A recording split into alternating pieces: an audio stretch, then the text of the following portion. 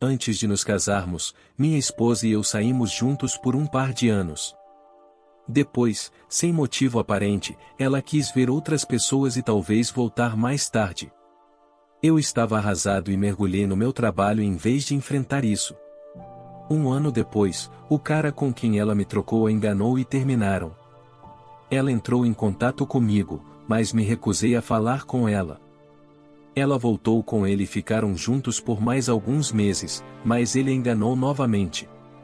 Desta vez, se separaram definitivamente, e ela tentou me contatar novamente. Pela segunda vez, recusei-me a falar com ela. Ela me magoou profundamente, e eu não conseguia esquecer. Ela passou para outro cara, e ficaram juntos por alguns meses antes dele começar a ser bastante violento com ela, deixando-a com hematomas. Desgraçadamente, fui a uma festa, acabei bêbado e de alguma forma, ela e eu voltamos a ficar juntos. Não estou dizendo que tudo voltou ao normal, longe disso. Ainda a amava, mas tenho que admitir que não confiava nela, com boa razão. Saímos durante mais de um ano após nos casarmos, e ela se mudou para minha casa. Meus avós me deram a casa quando me formei na universidade. Era pequena, mas era minha, afastada cerca de 10 quilômetros da cidade, em uma antiga estrada poeirenta. Era perfeita para mim. Ambos decidimos esperar pelo menos 3 anos antes de começar a ter filhos. Nosso casamento foi perfeito nos primeiros 2 anos, e eu poderia jurar que estávamos bem. Então, aconteceu de novo, mas, em vez de me deixar, ela trouxe alguém mais, sem a minha aprovação, o que tenho certeza de que ela sabia. Era dia dos namorados. Saí do trabalho depois do meio-dia, comprei flores e um cartão bonito e fui para casa, para encontrar um carro estacionado lá que eu conhecia. Reconheci porque era o mesmo carro que seu antigo namorado dirigia, por quem ela me deixou. Estacionei a certa distância de casa e caminhei o resto do caminho. A porta da frente estava trancada, compreensivelmente, então dei a volta por trás, onde tínhamos uma chave escondida. Entrei pela porta dos fundos, que dava para a cozinha, e desci pelo corredor. Depois de me certificar de que não havia ninguém na sala de estar, ouvi sons antes de abrir a porta. Abri a porta o suficiente para olhar e me certificar de que era minha esposa. Posso ver algo que der que eu vá me arrepender para sempre, pensei. Eu precisava ver com meus próprios olhos. Lá estava ela, deitada de costas sob os lençóis, com alguém entre as pernas. Minha esposa, jovem, magra e cheia de amor por outra pessoa. Nunca passou pela minha cabeça machucá-los. Queria que saíssem da minha vida.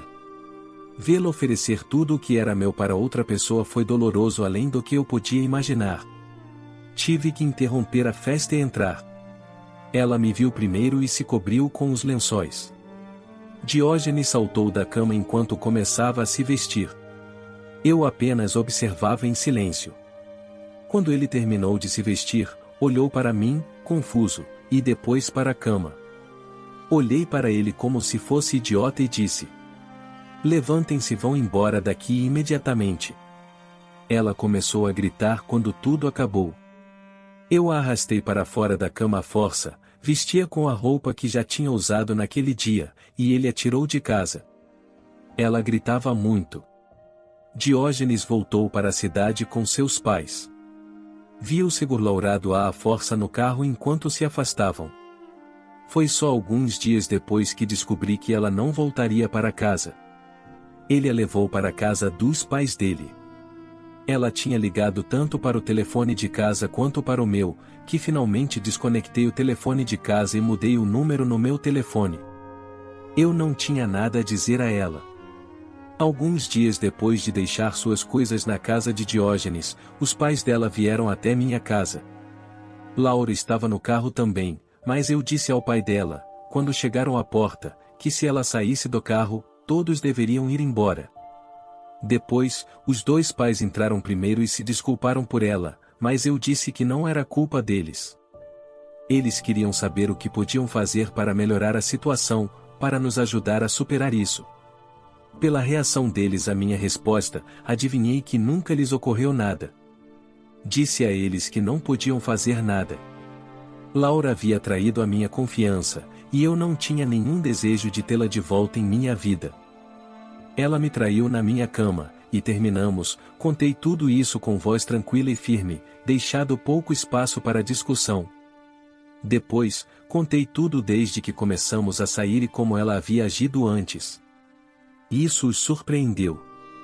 A mãe de Laura tentou explicar o quanto devastada ela estava. Isso me fez soltar uma risada. Disse a eles que ela não estava nem perto de tão devastada quanto eu. Eles entenderam, mas eu não era o único que perdia a mulher com quem planejava ter filhos, criá-los e envelhecer com nossos netos ao redor. Durante tudo isso, eu chorava, e eles também, mas deixei claro que não era algo que pudesse ser consertado. Laura precisava seguir em frente. Mencionei o nome de Diógenes, o que me rendeu um olhar sujo da minha ex-sogra, que me fez entender que Laura jurou que nunca mais olharia para Diógenes, muito menos o tomaria como seu homem. Claro que era tarde demais. Ela já havia escolhido Diógenes sobre mim, e assim ficou. Quando eles foram embora, me fizeram prometer que continuaria em contato telefônico com eles. Estavam preocupados com Laura. Isso só me fez balançar a cabeça em decepção e murmurar o quão difícil era para ela. Acho que foi na semana seguinte que Anacleto, o pai de Laura, ligou e perguntou se eu falaria com Laura, mas me recusei. Ela não havia comido desde que a expulsei, ou pelo menos muito pouco. Ela não era uma garota grande, e tão magra como estava, havia pouco peso para perder.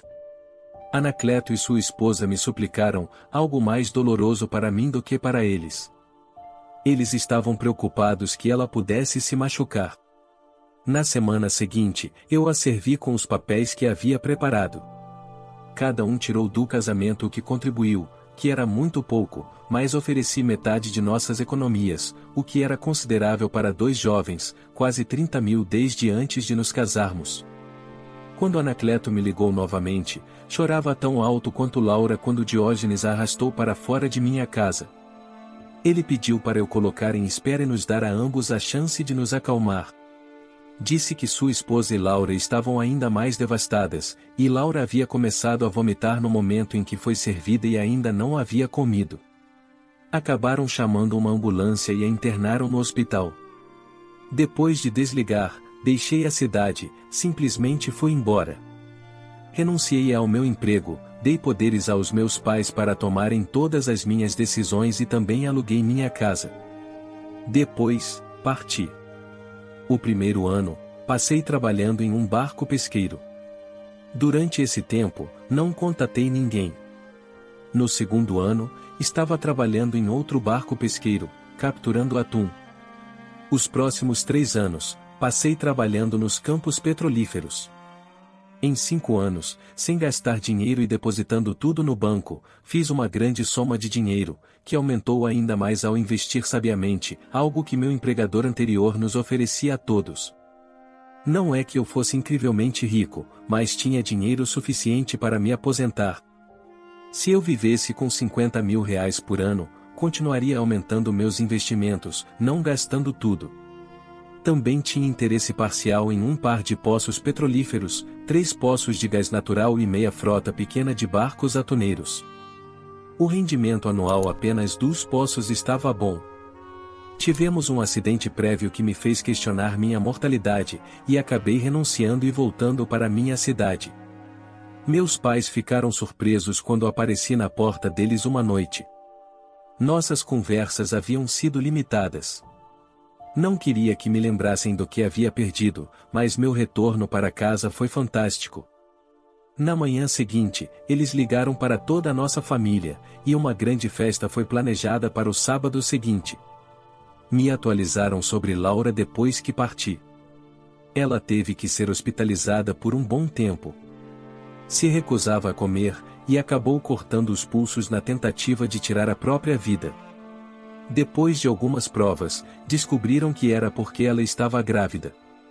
Anacleto e sua esposa entraram em contato com meus pais na esperança de entrar em contato comigo e me informar que eu seria pai. Aparentemente, para forçar uma reconciliação.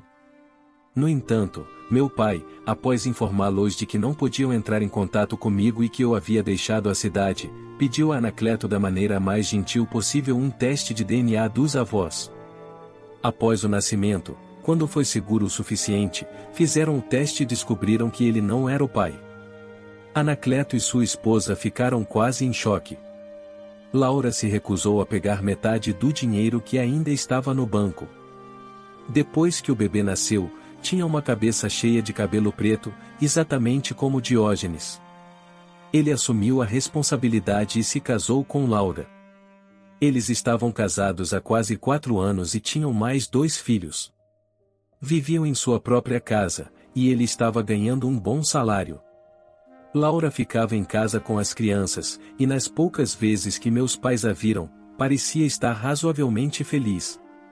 Na festa, fiquei surpreso ao ver Anacleto e Laura. Eles foram convidados pelos meus pais e queriam me ver. Tive uma boa conversa com ambos. Disseram que Laura estava feliz o suficiente com seus filhos, mas não tanto com Diógenes. Ele ainda estava atraindo, simplesmente não conseguia se manter fiel, e havia lhe trazido algumas surpresas. Parecia que ela não ia deixar Diógenes. Afinal, tal como havia dito a seus pais, quem mais a aceitaria? Ambos ficaram felizes em ouvir como as coisas estavam indo bem para mim, embora não tenha mencionado que, pelos nossos padrões, eu era rico. Não rico, apenas bem acomodado. Eles ficaram tristes, e ambos admitiram que gostariam de continuar sendo meus sogros. Vi Laura um dia enquanto estava sentado em uma cafeteria local, comendo um sanduíche e uma bebida enquanto fazia negócios online.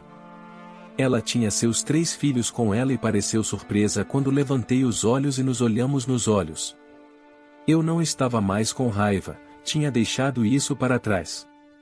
Ela se aproximou de mim, como um servo prestes a fugir, e quando não reagi negativamente, ela aceitou o assento que ofereci. Tivemos uma boa conversa, mas quando ela tentou se explicar e se desculpar, eu disse que de forma alguma. Eu não queria ouvir. Ela tentou algumas vezes mais, até que ameaçou se levantar e ir embora. Depois disso, tivemos um bom almoço, que eu paguei. Seus filhos foram simpáticos, e o mais velho, um menino, estava sentado no meu colo.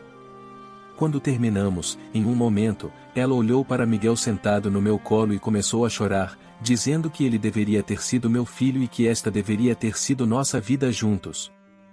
Eu apenas sorri e disse que sempre havia sonhado o mesmo.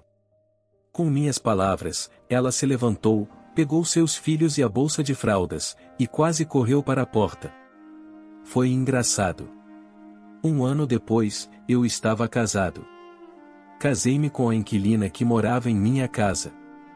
Meus pais me pediram para conversar com ela sobre se mudar, e de alguma forma, no final, a deixei lá. Ela era uma estudante universitária, e meus pais tinham fixado o aluguel suficientemente baixo para que ela pudesse pagá-lo, e não tinha para onde mais ir. Começamos a namorar, e depois de alguns meses, percebemos que era amor verdadeiro. Não pedi um acordo pré-nupcial. Talvez devesse, mas não o fiz. Você vê, Joyce não sabia que estava casada com um homem rico. Eu não era o mais rico, mas também não estava quebrado. Tinha coisas em andando financeiramente. Ela achava que apenas estava pulando de um emprego para outro por todo o país e não tinha nada a mostrar. Eu ainda estava morando com meus pais, mesmo depois de estar casado há alguns meses, e nem sequer estava procurando trabalho. Finalmente, ela veio até mim com um olhar preocupado, me perguntando se eu estava planejando isso. Sua maior preocupação era que eu pudesse conseguir um emprego de longo prazo, deixando-a sozinha por longos períodos. Eu me diverti quando a sentei e comecei a explicar. Eu tinha economizado um pouco de dinheiro que pensei que poderíamos viver com ele. Claro, ela estava preocupada com o que faríamos quando acabasse. Ela tinha seu certificado de ensino, mas não tinha encontrado um emprego por perto. Todos os que ela encontrava implicavam que nos mudaríamos para longe. A expressão em seu rosto foi impagável quando peguei um pedaço de papel e escrevi um número, e então o virei de cabeça para baixo. Ela não tinha visto o que era, e perguntou o que eu estava fazendo. Depois de dizer a ela que era quantia na minha conta corrente, e que eu pensava que nos sustentaria por um tempo, ela perguntou timidamente se podia ver. Eu hesitei um pouco, agindo como se estivesse preocupado, e então passei para ela. Ela o virou lentamente, olhando para mim, surpresa. Ela estava emocionada por saber que tinha essa quantia na minha conta corrente. Embora nossa casa fosse pequena, pelo menos não tínhamos uma hipoteca. E embora eu ainda não tivesse um carro ou caminhonete, seu carro pequeno era suficiente. Saímos para comemorar. A preocupação que ela sentia se dissipou de seus ombros. Uma semana depois, ela estava me esperando quando entrei do trabalho no jardim atrás da casa. Depois que me chamou, ela verificou a conta e me pediu para entrar em contato com o banco, dizendo que alguém tinha depositado dinheiro em nossa conta por engano. Quando ri, ela pareceu confusa. Quando lhe disse que era um depósito automático, já que era o primeiro dia do mês, ela parecia ainda mais confusa. Deixei-a e saí para dar um passeio, dizendo que precisava estar sozinha. Quando voltei, ela me encontrou de volta no jardim, e sentou. Ela me observou por um tempo e, finalmente, me sentei e a olhei bem. Pude ver que ela ainda estava em choque. Naquela noite, saímos para jantar. Quando nos sentamos, vi Diógenes, Laura e seus filhos do outro lado da sala. Ambos nos viram. Não sabia se sabiam que eu estava casado. Era a primeira vez que Joyce os via a qualquer um dos dois. Joyce olhou quando mencionei eles, mas isso foi tudo. Ela os ignorou depois disso. Sabia quem era minha ex pelas fotos e conhecia a história, mas era a primeira vez que via Laura e tinha um nome associado. Nossa família não era grande, mas nenhum de nós era muito dado a sair, preferindo ficar sozinhos na maior parte do tempo. Antes que nossa comida chegasse, Joyce se levantou e se desculpou para ir ao banheiro.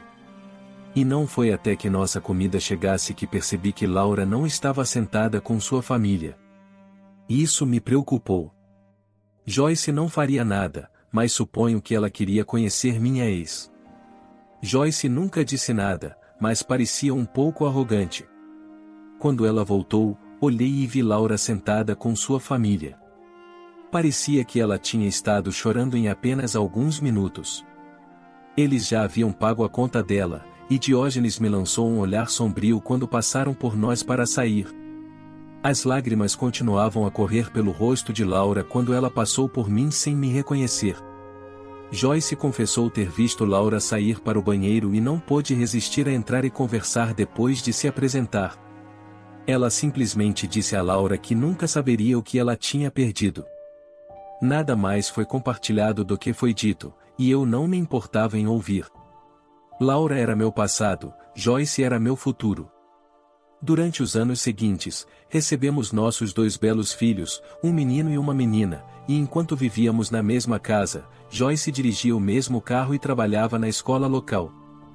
Finalmente, enquanto eu dirigia a minha caminhonete usada, que havia comprado, as coisas estavam indo bem para nós, e vivíamos em paz. Mesmo durante os verões, ficávamos em casa para cuidar de nossa pequena casa. A história de hoje chegou ao fim. Não se esqueça de comentar qual lição você tirou dela. Também deixe um like no vídeo, e se inscreva para não perder os próximos vídeos. E se você quer conhecer o final da história do homem que estava sendo traído, e descobriu através do policial, que lhe disse que o amante de sua esposa estava internado no hospital, clica no vídeo que está aparecendo aí na tela. Te vejo nessa história, grande abraço.